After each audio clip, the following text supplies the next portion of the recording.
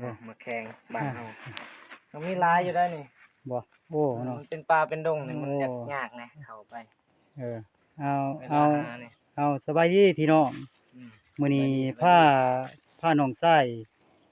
มาเก็บมะแข้งมะแข้งธรรมชาติเฮาภาษาลาวก็ว่ามะแข้งหั่นล่ะ แม่น เออๆแขกน เพราะว่ามะแข้งนี่เป็นอาหารพื้นบ้านเฮาอาหารหลังอาหารเริ่มแต่ว่าอันมะแข้งนี่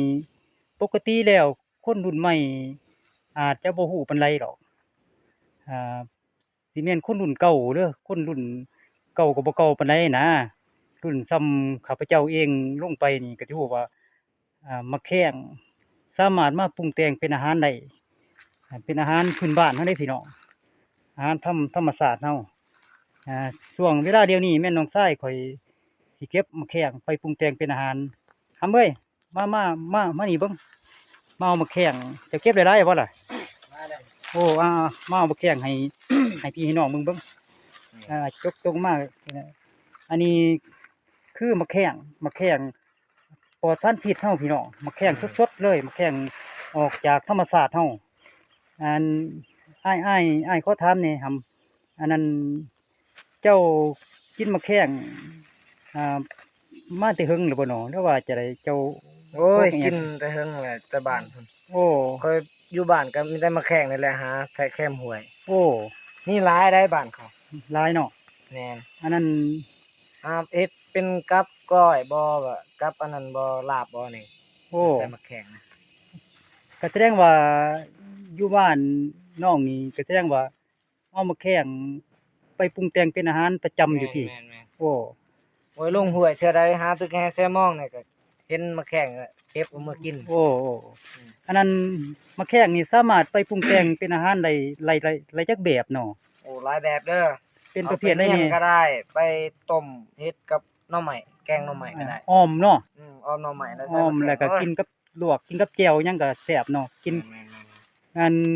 โดยเฉพาะข้าพเจ้านี่นะมักใส่ลาบเท่า แม่น เนาะเยี่ยมเลยเนาะใส่มะแข้งสลับเท่า แล้วก็ เท่านอน อ่า โอ้ยคัก ลาบเท่าใส่กบน้อยตะกี้อะนะกับมะแข้ง แล้วก็ซอยผักลงจักหน่อยกับบักพริกดิบยำเข้าไปอุ้ยเว้ามาแล้วก็อยากเลยพี่น้อง ไล่เหื่อย เนาะ น้ำลายเหือย ยังหลายเด้อเพราะว่ามันสูงหลาย เนาะ ขึ้นไปบ่เป็น โอ้ มัน อันนี้เป็นภาพบรรยากาศตอนเที่ยงพาน้องชายมาเก็บมะแข้งอันน้องอ้ายขอถามเนี่ย อืม น้องชายมาแต่ไสเด้นี่เนาะ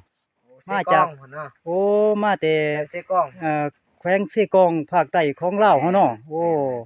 มาอยู่นี่เฮิงเด้อบ่เด้ โอ้ย2 เดือนล่ะ มา2 เดือนเนาะมาอัน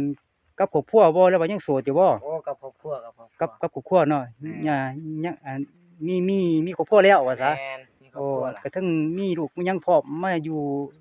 สวนกล้วยเฮาเนาะ แม่น โอ้ก็แสดงว่าอันน้องนี่เอามาแข่งไปปรุงแต่งเป็นอาหารตลอดเนาะ แม่น โอ้เอ้างั้น แซ่บเด้อ ถ้าว่าอ้ายมีเวลาอ้ายอยากไปอันนั้น เที่ยวบ้าน ร่วม เนาะ ร่วมร่วมพระเขานำหั้นนะ อืม ให้น้องเอามาแข่งปรุงแต่งเป็นอาหารอ้ายอยากไปชิมนำว่ารสชาติมันสิแซ่บส่ำใดหั้นนะ โอเค เนาะโอเคเนาะน้องเนาะ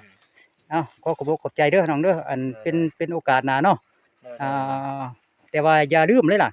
เด้อ อย่าลืมอ้ายไปดีเลย